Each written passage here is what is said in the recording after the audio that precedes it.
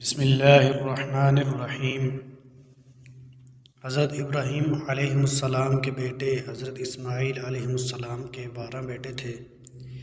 ان کی نسل اس قدر ہوئی کہ مکہ مکرمہ میں نہ سما سکی اور پورے حجاز میں پھیل گئی۔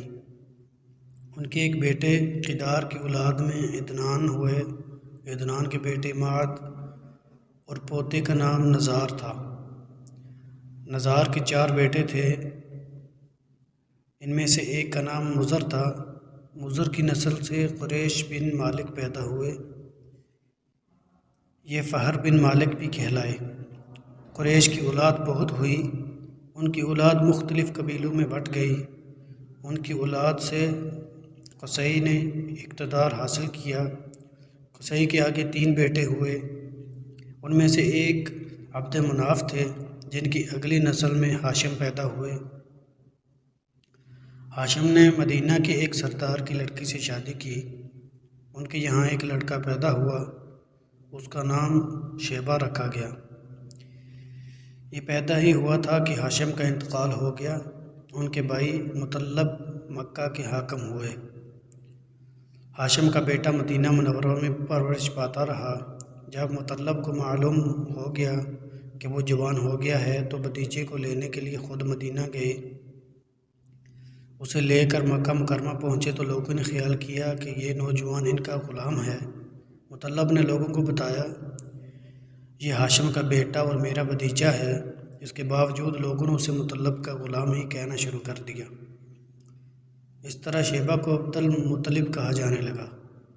انہیں عبد المطلب کے یہاں ابو طالب، حمزہ، عباس، عبداللہ، ابو لہب، حارث، زبیر، زرار اور عبد الرحمن پیدا ہوئے۔ ان کے بیٹے عبداللہ سے ہمارے نبی حضرت محمد مصطفیٰ صلی اللہ علیہ وسلم پیدا ہوئے۔ عبد المطلب کے تمام بیٹوں میں حضرت عبداللہ سب سے زیادہ خوبصورت اور سب سے زیادہ پاک دامن تھے۔ عبد المطلب کو خواب میں زمزم کا کنواں کھودنے کا حکم دیا گیا، یعنی حضرت اسماعیل علیہ السلام کے کنویں کو۔ اس کنویں کو قبیلہ جرہم کے سردار مزاز نے پاٹ دیا تھا۔ قبیلہ جرہم کے لوگ اس زمانہ میں مکہ کے سردار تھے، بیت اللہ کے نگران تھے۔ انہوں نے بیت اللہ کی بے حرمتی شروع کر دی۔ ان کا سردار مزاز بن عمر تھا، وہ اچھا آدمی تھا۔ اس نے اپنے قبیلے کو سمجھایا کہ بیت اللہ کی بے حرمتی نہ کرو، مگر ان پر اثر نہ ہوا۔ جب مزاز نے دیکھا کہ ان پر کوئی اثر نہ ہوتا تو قوم کو اس کے حال پر چھوڑ کر وہاں سے جانے کا فیصلہ کیا۔ اس نے تمام مال و دولت، تلواریں اور زرہیں وغیرہ خانہ کعبہ سے نکال کر زمزم کے کنویں میں ڈالیں اور مٹی سے اس کو بھر دیا۔ کنواں اس سے پہلے خشک ہو چکا تھا، اب اس کا نام و نشان مٹ گیا۔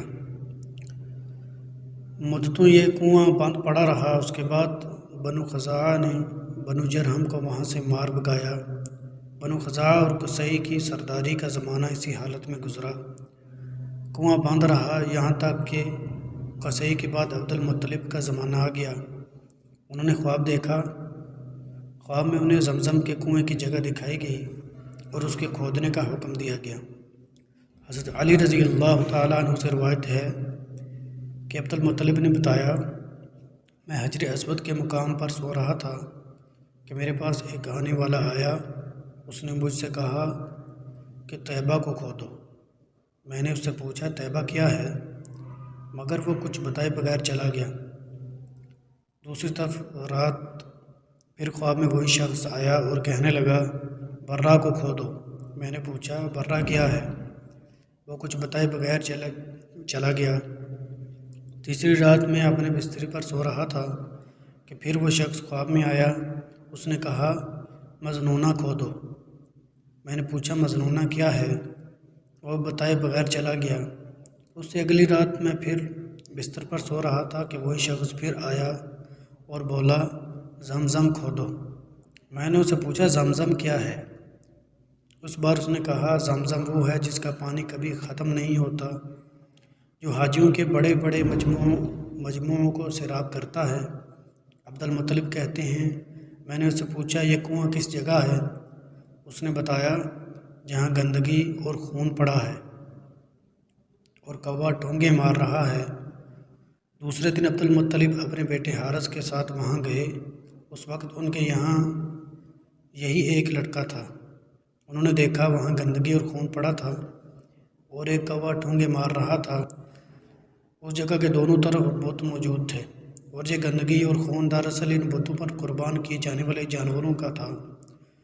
پوری نشانی مل گئی تو عبد المطلب کھدار لے آئے اور کھدائی کے لیے تیار ہو گئے، لیکن اس وقت قریش وہاں پہنچے۔ انہوں نے کہا اللہ کی قسم ہم تمہیں یہاں کھدائی نہیں کرنے دیں گے۔ تم ہمارے ان دونوں بتوں کے درمیان کنواں کھودنا چاہتے ہو جہاں ہم ان کے لیے قربانیاں کرتے ہیں۔ عبد المطلب نے ان کی بات سن کر اپنے بیٹے حارث سے کہا تم ان لوگوں کو میرے قریب نہ آنے دو، میں کھدائی کا کام کرتا رہوں گا، اس لیے کہ مجھے جس کام کا حکم دیا گیا ہے میں اس کو ضرور پورا کروں گا۔ قریش نے جب دیکھا کہ وہ باز آنے والے نہیں تو رک گئے۔ آخر انہوں نے کھدائی شروع کر دی۔ جلد ہی کنویں کے آثار نظر آنے لگے۔ یہ دیکھ کر انہوں نے اللہ اکبر کا نعرہ لگایا اور پکار اٹھے یہ دیکھو یہ اسماعیل علیہ السلام کی تعمیر ہے۔ جب قریش نے یہ دیکھا کہ انہوں نے کنواں تلاش کر لیا تو ان کے پاس آ گئے اور کہنے لگے عبد المطلب اللہ کی قسم یہ ہمارے باپ اسماعیل علیہ السلام کا کنواں ہے اور اس پر ہمارا بھی حق ہے، اس لیے ہم اس میں تمہارے شریک ہوں گے۔ یہ سن کر عبد المطلب نے کہا میں تمہیں اس میں شریک نہیں کر سکتا، یہ مجھ اکیلے کا کام ہے۔ اس پر قریش نے کہا تب پھر اس معاملے میں ہم تم سے جھگڑا کریں گے۔ عبد المطلب بولے کسی سے فیصلہ کروا لو۔ انہوں نے سعد بن حزیم کی کاہنہ سے فیصلہ کروانا منظور کیا۔ یہ کاہنہ ملک شام کے بالائی علاقے میں رہتی تھی۔ آخر عبد المطلب اور دوسری قریش اس کی طرف روانہ ہوئے۔ عبد المطلب سعد عبد مناف کے لوگوں کی ایک جماعت تھی، جبکہ دیگر قبائل قریش کی بھی ایک جماعت ساتھ تھی۔ اس زمانہ میں ملک حجاز اور شام کے درمیان ایک بیابان میدان تھا، وہاں کہیں پانی نہیں تھا۔ اس میدان میں ان کا پانی ختم ہو گیا۔ سب لوگ پیاس سے بے حال ہو گئے، یہاں تک کہ انہیں اپنی موت کا یقین ہو گیا۔ انہوں نے قریش کے دوسرے لوگوں سے پانی مانگا لیکن انہوں نے پانی دینے سے انکار کر دیا۔ اب انہوں نے ادھر ادھر پانی تلاش کرنے کا ارادہ کیا۔ عبد المطلب اٹھ کر اپنی سواری کے پاس آئے۔ جو ہی ان کی سواری اٹھی اس کے پاؤں کے نیچے سے پانی کا چشمہ ابل پڑا۔ انہوں نے پانی کو دیکھ کر اللہ اکبر کا نعرہ لگایا۔ پھر عبد المطلب سواری سے اتر آئے۔ سب نے خوب سیر ہو کر پانی پیا اور اپنے مشکیزیں بھر لیے۔ اب انہوں نے قریش کی دوسری جماعت سے کہا آؤ تم بھی سیر ہو کر پانی پی لو۔ اب وہ بھی آگے آئے اور خوب پانی پیا۔ پانی پینے کے بعد وہ بولے اللہ کی قسم اے عبد المطلب یہ تو تمہارے حق میں فیصلہ ہو گیا۔ اب ہم زمزم کے بارے میں تم سے کبھی جھگڑا نہیں کریں گے۔ جس ذات نے تمہیں اس بیابان میں سیراب کر دیا وہی ذات تمہیں زمزم سے بھی سیراب کرے گا، اس لیے یہیں سے واپس چلو۔ اس طرح قریش نے جان لیا کہ اللہ تعالیٰ عبد المطلب پر مہربان ہے، لہٰذا ان سے جھگڑا کرنا بے سود اور کاہنہ کے پاس جانے کا کوئی فائدہ نہیں۔ چنانچہ سب لوگ واپس لوٹے۔ واپس آ کر عبد المطلب نے پھر کنویں کی کھدائی شروع کی۔ ابھی تھوڑی سی کھدائی کی ہوگی کہ مال دولت تلواریں اور زرہیں نکل آئیں۔ اس میں سونا اور چاندی وغیرہ بھی تھی۔ یہ مال و دولت دیکھ کر قریش کے لوگوں کو لالچ نے آ گھیرا۔ انہوں نے عبد المطلب سے کہا عبد المطلب اس میں ہمارا بھی حصہ ہے۔ ان کی بات سن کر عبد المطلب نے کہا نہیں اس میں تمہارا کوئی حصہ نہیں، تمہیں انصاف کا طریقہ اختیار کرنا چاہیے۔ آؤ 500 کے تیروں سے قرعہ ڈالیں۔ انہوں نے ایسا کرنا منظور کر لیا۔ 2 تیر کعبے کے نام سے رکھے گئے، 2 عبد المطلب کے اور قریش کے باقی لوگوں کے نام کے۔ پانسا پھینکا گیا تو مال اور دولت کعبہ کے نام نکلا، تلواریں اور زرہیں عبد المطلب کے نام اور قریشیوں کے نام کے جو تیر تھے وہ کسی چیز پر نہ نکلے۔ اس طرح فیصلہ ہو گیا کہ عبد المطلب نے کعبے کے دروازے کو سونے سے سجا دیا۔ زمزم کی کھدائی سے پہلے عبد المطلب نے دعا مانگی تھی کہ اے اللہ اس کی خدائی کو مجھ پر آسان کر دے، میں اپنا ایک بیٹا تیرے راستے میں ذبح کروں گا۔ اب جب کہ کنواں نکل آیا تو انہیں خواب میں حکم دیا گیا، اپنی منت پوری کرو، یعنی ایک بیٹے کو ذبح کرو۔ عبد المطلب کو یہ حکم اس وقت دیا گیا جب وہ اپنی منت بھول چکے تھے۔ پہلے خواب میں ان سے کہا گیا منت پوری کرو، انہوں نے ایک مینڈا ذبح کر کے غریبوں کو کھلا دیا۔ پھر خواب آیا اس سے بڑی پیش کرو، اس مرتبہ انہوں نے ایک بیل ذبح کر دیا۔ خواب میں پھر یہی کہا گیا اس سے بھی بڑی پیش کرو، اب انہوں نے اونٹ ذبح کیا۔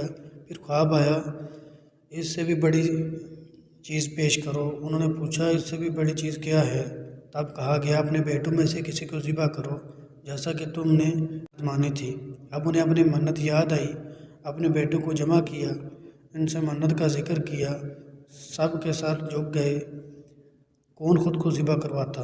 آخر عبداللہ بولے ابا جان آپ مجھے ذبح کر دیں، یہ سب سے چھوٹے تھے، سب سے خوبصورت تھے، سب سے زیادہ محبت بھی عبد المطلب کو انہی سے تھی، لہٰذا انہوں نے قرعہ اندازی کرنے کا ارادہ کیا۔ تمام بیٹوں کے نام لے کر قرعہ ڈالا گیا، عبداللہ کا نام نکلا۔ اب انہوں نے چھری لی، عبداللہ کو بازو سے پکڑا اور انہیں ذبح کرنے کے لیے نیچے لٹا دیا۔ جو ہی باپ نے بیٹے کو لٹایا، عباس سے ضبط نہ ہو سکا، فوراً آگے بڑھے اور بھائی کو کھینچ لیا۔ اس وقت یہ خود بھی چھوٹے سے تھے۔ ادھر باپ نے عبداللہ کو کھینچا، ادھر کھینچا دانے میں عبداللہ کے چہرے پر خراشیں بھی آئیں، ان خراشوں کے نشانات مرد دم تک باقی رہے۔ اسی دوران بنو مخزوم کے لوگ آ گئے، انہوں نے کہا آپ اس طرح بیٹے کو ذبح نہ کریں، ان کی ماں کی زندگی خراب ہو جائے گی، اپنے رب کو راضی کرنے کے لیے بیٹے کا فدیہ دے دیں۔ اب سوال یہ تھا کہ فدیہ کیا دیا جائے۔ اس کی ترکیب یہ بتائی گئی کہ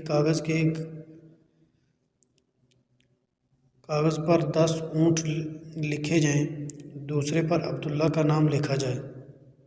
اگر 10 اونٹ والی پرچی نکلی تو 10 اونٹ قربان کی جائیں، اور اگر عبداللہ والی پرچی نکلی تو 10 اونٹ کا اضافہ کر دیا جائے، پھر 20 اونٹ والی پرچی اور عبداللہ والی پرچی ڈالی جائے۔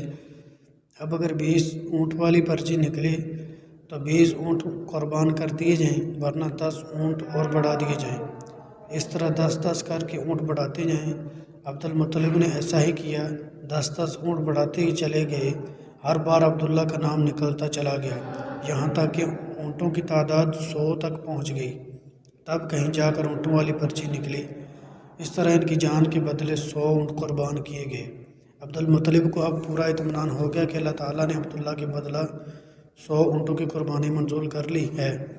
انہوں نے کعبہ کے بعد 100 اونٹ قربان کیے اور کسی کو کھانے سے نہ روکا، سب انسانوں، جانوروں اور پرندوں نے ان کو کھایا۔ امام ظاہری کہتے ہیں کہ عبد المطلب پہلے آدمی سے جنہوں نے آدمی کی جان کی قیمت 100 اونٹ دینے کا طریقہ شروع کیا۔ اس سے پہلے 10 اونٹ دیے جاتے تھے، اس کے بعد یہ طریقہ سارے عرب میں جاری ہو گیا، گویا قانون بن گیا کہ آدمی کا فدیہ 100 اونٹ ہے۔ نبی کریم صلی اللہ علیہ وسلم کے سامنے جب یہ ذکر آیا تو انہوں نے اس فدیہ کی تصدیق فرمائی، یعنی فرمایا کہ یہ درست ہے، اور اسی بنیاد پر نبی کریم صلی اللہ علیہ وسلم نے فرمایا میں 2 ذبیح ہوں، یعنی حضرت اسماعیل علیہ السلام اور حضرت عبداللہ کی اولاد ہوں۔ حضرت عبداللہ قریش میں سب سے زیادہ حسین تھے، ان کا چہرہ روشن ستارہ کی مانند تھا۔ قریش کی بہت سی لڑکیاں ان سے شادی کرنا چاہتی تھیں، مگر حضرت عبداللہ کی حضرت آمنہ سے شادی ہوئی۔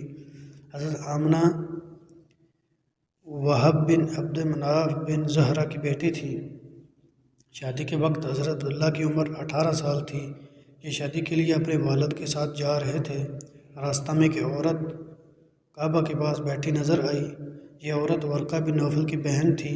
ورقہ بن نوفل قریش کے ایک بڑے عالم تھے۔ ورقہ بن نوفل سے ان کی بہن نے سن رکھا تھا کہ وقت کے آخری نبی کا ظہور ہونے والا ہے، اور ان کی نشانیوں میں سے ایک نشانی یہ ہوگی کہ ان کے والد کے چہرے میں نبوت کا نور چمکتا ہوگا۔ جو ہی اس نے عبداللہ کو دیکھا، فوراً اس کے ذہن میں یہ بات آئی۔ اس نے سوچا ہو نہ ہو یہ وہ شخص ہے جو پیدا ہونے والے نبی کے باپ ہوں گے۔ چنانچہ اس نے کہا اگر تم مجھ سے شادی کر لو تو میں بدلہ میں تمہیں اتنے ہی اونٹ دوں گی جتنے تمہاری جان کے بدلے میں ذبح کیے گئے تھے۔ اس پر انہوں نے جواب دیا میں اپنے باپ کے ساتھ ہوں، ان کی مرضی کے خلاف کچھ نہیں کر سکتا، نہ ان سے الگ ہو سکتا ہوں، اور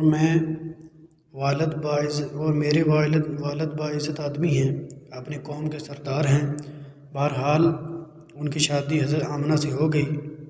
آپ قریش کی عورتوں میں نسب اور مقام کے اعتبار سے افضل تھیں۔ حضرت آمنہ حضرت عبداللہ کے گھر آ گئیں۔ آپ فرماتی ہیں، جب میں ماں بننے والی ہوئی تو میرے پاس ایک شخص آیا، یعنی ایک فرشتہ انسانی شکل میں آیا۔ اس وقت میں جاگنے اور سونے کے درمیانی حالت میں تھی۔ عام طور پر اس حالت کو غنودگی کہا جاتا ہے۔ اس نے مجھ سے کہا تمہیں معلوم ہے تم اس امت کے سردار اور نبی کی ماں بننے والی ہو۔ اس کے بعد وہ پھر اس وقت آیا جب نبی علیہ السلام پیدا ہونے والے تھے۔ اس مرتبہ اس نے کہا، جب تمہارے ہاں پیدائش ہو تو کہنا، میں اس بچے کے لیے اللہ کی پناہ چاہتی ہوں ہر حسد کرنے والے کی شر اور برائی سے۔ پھر تم اس بچے کا نام محمد رکھنا، کیونکہ ان کا نام تورات میں احمد ہے اور زمین اور آسمان والے ان کی تعریف کرتے ہیں، جبکہ قرآن میں ان کا نام محمد ہے اور قرآن ان کی کتاب ہے۔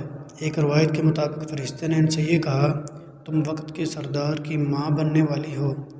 اس بچے کی نشانی یہ ہوگی کہ اس کے ساتھ ایک نور ظاہر ہوگا جس سے ملک شام اور بصرہ کے محلات بھر جائیں گے۔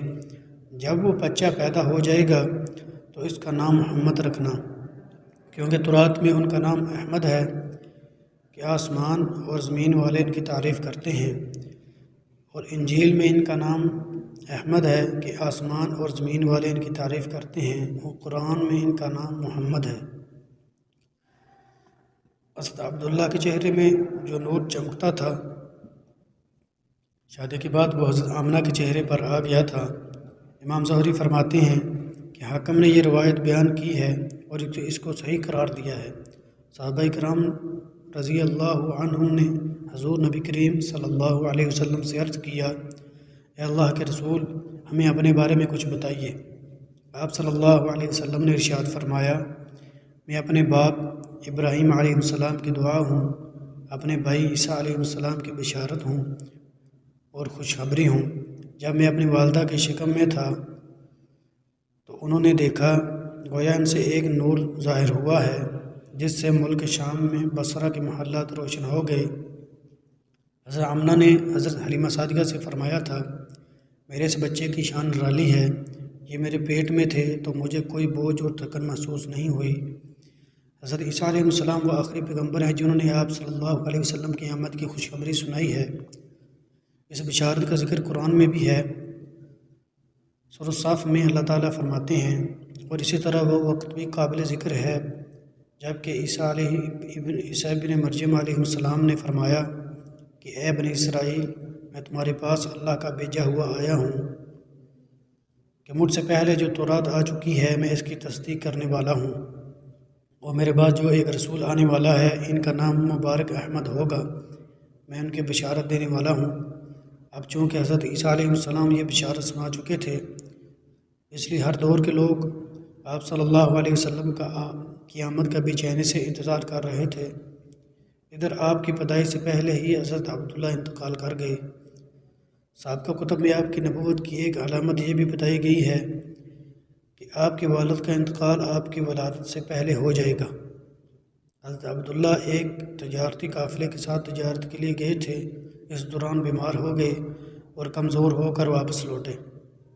قافلہ مدینہ منورہ سے گزرا تو حضرت عبداللہ اپنی ننیال یعنی بنو نجار کے ہاں ٹھہرے۔ ان کی والدہ بنو نجار سے تھیں، 1 ماہ تک بیمار رہے اور انتقال کر گئے، انہیں یہیں دفن کر دیا گیا۔ تجارتی قافلہ جب حضرت عبداللہ کے بغیر مکہ مکرمہ پہنچا اور عبد المطلب کو پتہ چلا کہ ان کے بیٹے عبداللہ بیمار ہو گئے ہیں اور مدینہ منورہ میں اپنے ننیال میں ہیں، تو انہیں لانے کے لیے عبد المطلب نے اپنے بیٹے زبیر کو بھیجا۔ جب یہ وہاں پہنچے تو عبداللہ کا انتقال ہو چکا تھا۔ مطلب یہ کہ آپ صلی اللہ علیہ وسلم اس دنیا میں اپنے والد کی وفات کے چند ماہ بعد تشریف لائے۔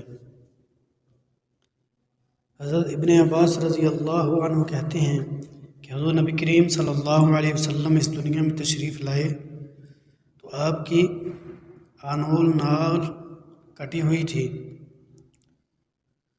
آپ ختنہ شدہ پیدا ہوئے۔ عبدالمطلب یہ دیکھ کر بے حد حیران ہوئے اور خوش بھی۔ وہ کہا کرتے تھے میرا بیٹا نرالی شان کا ہوگا۔ آپ کی پیدائش سے پہلے مکہ کے لوگ خشک سالی اور قحط کا شکار تھے، لیکن جو ہی آپ کی دنیا میں تشریف لانے کا وقت قریب آیا، بارشیں شروع ہو گئیں، خشک سالی دور ہو گئی، درخت ہرے بھرے ہو گئے اور پھلوں سے لد گئے، زمین پر سبزہ ہی سبزہ نظر آنے لگا۔ پیدائش کے وقت آپ اپنے ہاتھوں پر جھکے ہوئے تھے، سارا آسمان کی طرف تھا۔ ایک روایت کے الفاظ یہ ہیں، گھٹنوں کے بل جھکے ہوئے تھے، مطلب یہ کہ سجدے کسی حالت میں تھے۔ آپ کی مٹھی بند تھی اور شہادت کی انگلی اٹھی ہوئی تھی، جیسا کہ ہم نماز میں اٹھاتے ہیں۔ حضور صلی اللہ علیہ وسلم فرماتے ہیں جب میری والدہ نے مجھے جنم دیا تو ان سے ایک نور نکلا، اس نور سے شام کے محلات جگمگا گئے۔ آپ صلی اللہ علیہ وسلم کی والدہ سیدہ آمنہ رضی اللہ عنہ فرماتی ہیں محمد صلی اللہ علیہ وسلم کی پیدائش کے وقت ظاہر ہونے والے نور کی روشنی میں مجھے بصرہ میں چلنے والے اونٹوں کی گردنیں تک نظر آئیں۔ علامہ سہلی رحمۃ اللہ علیہ نے لکھا ہے کہ جب آپ پیدا ہوئے تو آپ نے اللہ کی تعریف کی۔ ایک روایت میں یہ الفاظ آئے ہیں، اللہ اکبر کبیرہ والحمد للہ صغیرہ وسبحان اللہ بکرۃ و اصیلا۔ اللہ تعالیٰ سب سے بڑا ہے، اللہ تعالیٰ کی بے حد تعریف ہے اور میں صبح و شام اللہ کی پاکی بیان کرتا ہوں۔ آپ کی ولادت کس دن ہوئی، بات پر سب کا اتفاق ہے کہ وہ پیر کا دن تھا۔ آپ صبح فجر طلوع ہونے کے وقت دنیا میں تشریف لائے۔ تاریخ پیدائش کے سلسلے میں بہت سے قول ہیں۔ ایک روایت کے مطابق 12 ربیع الاول کو پیدا ہوئے، ایک روایت 8 ربیع الاول کی ہے، ایک روایت 2 ربیع الاول کو پیدا ہوئے۔ اس سلسلے میں اور بھی بہت سے روایات ہیں۔ زیادہ تر مورخین کا خیال ہے کہ آپ 8 ربیع الاول کو پیدا ہوئے۔ تقویم کے طریقہ کے حساب سے جب تاریخ نکالی گئی تو 9 ربیع الاول نکلی۔ مطلب یہ کہ اس بارے میں بالکل صحیح بات کسی کو معلوم نہیں۔ اس پر سب کا اتفاق ہے مہینہ 12 ربیع الاول کا تھا اور دن پیر کا تھا۔ یہ بھی کہا جاتا ہے کہ آپ کو پیر کے دن ہی نبوت ملی، پیر کے روز ہی آپ نے مدینہ منورہ کی طرف ہجرت فرمائی اور پیر کے روز ہی آپ کی وفات ہوئی۔ آپ عام الفیل میں پیدا ہوئے، یعنی ہاتھیوں والے سال میں۔ اس سال کو ہاتھیوں والا سال اس لیے کہا جاتا ہے کہ ابرہہ نے ہاتھیوں کے ساتھ مکہ مکرمہ پر چڑھائی کی تھی۔ آپ کی پیدائش اس واقعہ کے کچھ ہی دن بعد ہوئی تھی۔ واقعہ کچھ اس طرح ہے کہ ابرہہ یمن کا عیسائی حاکم تھا۔ حج کے دنوں میں اس نے دیکھا کہ لوگ بیت اللہ کا حج کرنے جاتے ہیں۔ اس نے اپنے لوگوں سے پوچھا یہ لوگ کہاں جاتے ہیں؟ اسے جواب ملا بیت اللہ کا حج کرنے کے لیے مکہ جاتے ہیں۔ اس نے پوچھا بیت اللہ کس چیز کا بنا ہوا ہے؟ اسے بتایا گیا کہ پتھروں کا ہے۔ اس نے پوچھا اس کا لباس کیا ہے؟ بتایا گیا کہ ہمارے ہاں سے جو داری دار کپڑا جاتا ہے اس سے اس کی پوشاک تیار ہوتی ہے۔ ابرہہ عیسائی تھا۔ ساری بات سن کر اس نے کہا مسیح کی قسم میں تم لوگوں کے لیے اس سے اچھا گھر تعمیر کروں گا۔ اس طرح اس نے سرخ، سفید، زرد اور سیاہ پتھروں سے ایک گھر بنوایا،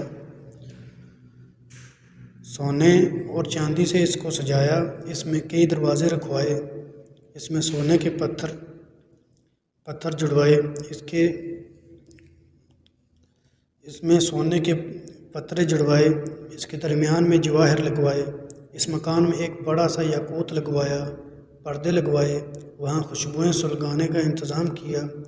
اس کی دیواروں پر اس قدر مشک ملا جاتا تھا وہ سیاہ رنگ کی ہو گئیں، یہاں تک کہ جواہر بھی نظر نہیں آتے تھے۔ پھر لوگوں سے کہا اب تمہیں بیت اللہ کا حج کرنے کے لیے مکہ جانے کی ضرورت نہیں رہی، میں نے یہیں تمہارے لیے بیت اللہ بنوا دیا ہے، لہٰذا اب تم اس کا طواف کرو۔ اس طرح کچھ قبائل کئی سال تک اس کا حج کرتے رہے، اس میں اعتکاف کرتے رہے، حج والے مناسک بھی یہیں ادا کرتے رہے۔ عرب کے ایک شخص نفیل خشمی سے یہ بات برداشت نہ ہو سکی، وہ اس مصنوعی خانہ کعبہ کے خلاف دل ہی دل میں کڑتا رہا۔ آخر اس نے دل میں ٹھان لی کہ وہ ابرہہ کی اس عمارت کو گندہ کر کے چھوڑے گا۔ پھر ایک رات اس نے چوری چھپے بہت سی گندگی اس میں ڈال دی۔ ابرہہ کو معلوم ہوا تو سخت غضبناک ہوا، کہنے لگا یہ کارروائی کسی عرب نے اپنے کعبہ کے لیے کی ہے، میں اسے ڈھا دوں گا، اس کا ایک ایک پتھر توڑ دوں گا۔ اس نے شام و حبشہ کو یہ تفصیلات لکھ دی، اس سے درخواست کی کہ وہ اپنا ہاتھی بھیج دے۔ اس ہاتھی کا نام محمود تھا۔ یہ اس قدر بڑا تھا کہ اتنا بڑا ہاتھی روئے زمین پر دیکھنے میں نہیں آیا تھا۔ جب ہاتھی اس کے پاس پہنچ گیا تو وہ اپنی فوج لے کر نکلا اور مکہ کا رخ کیا۔ یہ لشکر جب مکہ کے قریب قرب و جوار میں پہنچا تو ابرہہ نے فوج کو حکم دیا کہ ان لوگوں کے جانور لوٹ لیے جائیں۔ اس کے حکم پر فوجیوں نے جانور پکڑ لیے، ان میں عبد المطلب کے اونٹ بھی تھے۔ نفیل بھی اس لشکر میں ابرہہ کے ساتھ موجود تھا اور یہ عبد المطلب کا دوست تھا۔ عبد المطلب اس سے ملے، اونٹوں کے سلسلے میں بات کی۔ نفیل نے ابرہہ سے کہا قریش کا سردار عبد المطلب ملنا چاہتا ہے، یہ شخص تمام عرب کا سردار ہے، شرف اور بزرگی اسے حاصل ہے، لوگوں میں اس کا بہت بڑا اثر ہے، لوگوں کو اچھے اچھے گھوڑے دیتا ہے، انہیں عطیات دیتا ہے، کھانا کھلاتا ہے۔ یہ گویا عبد المطلب کا تعارف تھا۔ ابرہہ نے انہیں ملاقات کے لیے بلایا۔ ابرہہ نے ان سے پوچھا بتائیے آپ کیا چاہتے ہیں؟ انہوں نے جواب دیا میں چاہتا ہوں میرے اونٹ مجھے واپس مل جائیں۔ ان کی بات سن کر ابرہہ بہت حیران ہوا۔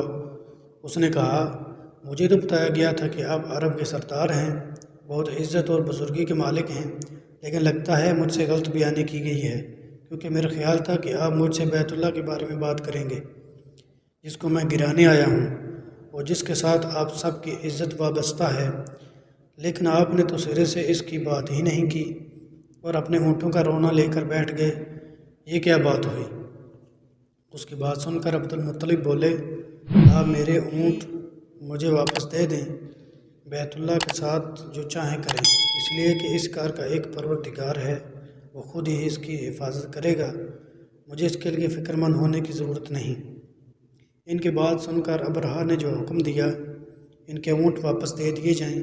جب انہیں ان کے اونٹ واپس مل گئے تو انہوں نے ان کے سموں چمڑے چڑھا دیے، سموں پر چمڑے چڑھا دیے، ان پر نشان لگا دیے، انہیں قربانی کے لیے وقف کر کے حرم میں چھوڑ دیا تاکہ پھر کوئی انہیں پکڑ لے تو حرم کا پروردگار اس پر غضبناک ہو۔ پھر عبد المطلب حرا پہاڑ پر چڑھ گئے، ان کے ساتھ ان کے کچھ دوست تھے۔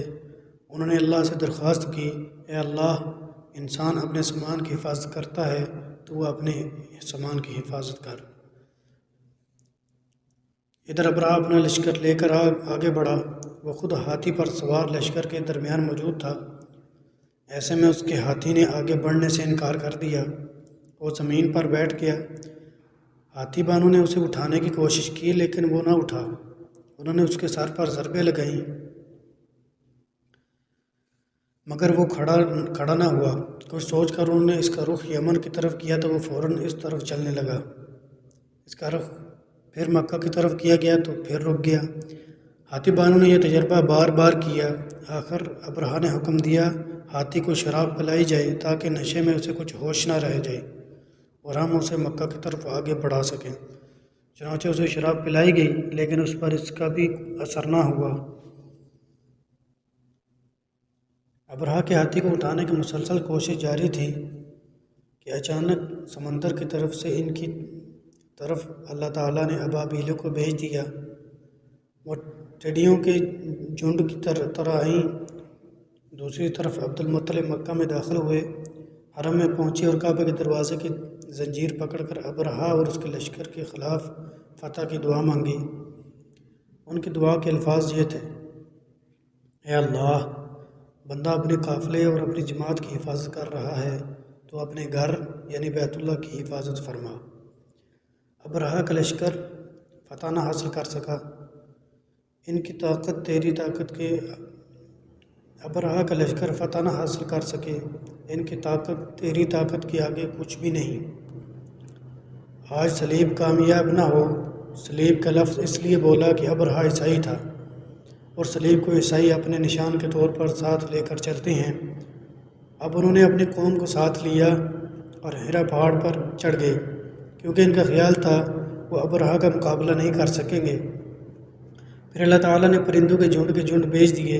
یہ پرندے چڑیا سے قدرے بڑے تھے۔ ان میں سے ہر پرندے کی چونچ میں پتھر کے 3 ٹکڑے تھے۔ یہ پتھر پرندوں نے ابرہہ کے لشکر پر گرانا شروع کیے۔ جو ہی یہ پتھر ان پر گرے، ان کے ٹکڑے ٹکڑے ہو گئے، بالکل اسی طرح جیسے آج کسی جگہ کے اوپر سے بم گرایا جائے تو جسموں کے ٹکڑے اڑ جاتے ہیں۔ ابرہہ کا ہاتھی محمود البتہ ان کنکروں سے محفوظ رہا، باقی سب ہاتھی تہس نہس ہو گئے۔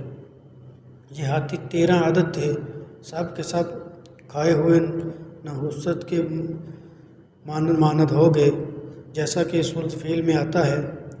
ابرہہ اور اس کے کچھ ساتھی تباہی کا یہ منظر دیکھ کر بری طرح بھاگے، لیکن پرندوں نے ان کو بھی نہ چھوڑا۔ ابرہہ کے بارے میں طبقات میں لکھا ہے کہ اس کے جسم کا ایک ایک عضو الگ الگ ہو کر گرتا چلا گیا، یعنی وہ بھاگ رہا تھا اور اس کے جسم کا ایک ایک حصہ الگ ہو کر گر رہا تھا۔